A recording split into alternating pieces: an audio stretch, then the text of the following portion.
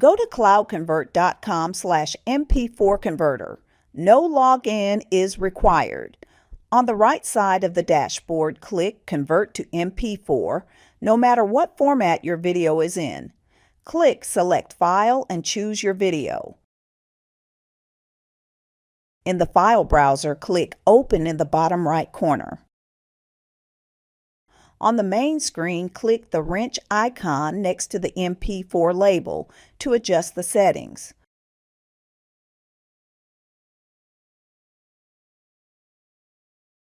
Scroll all the way down and click the red OK button in the bottom right.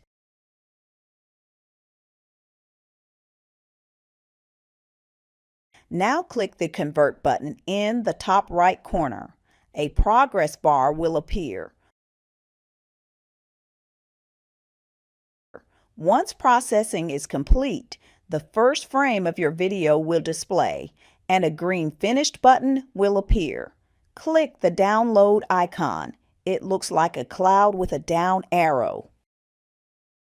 And finally, your newly converted and compressed video is ready. A compressed MP4 is the industry standard for video uploads, making it the most compatible format for platforms like Canvas and Kaltura.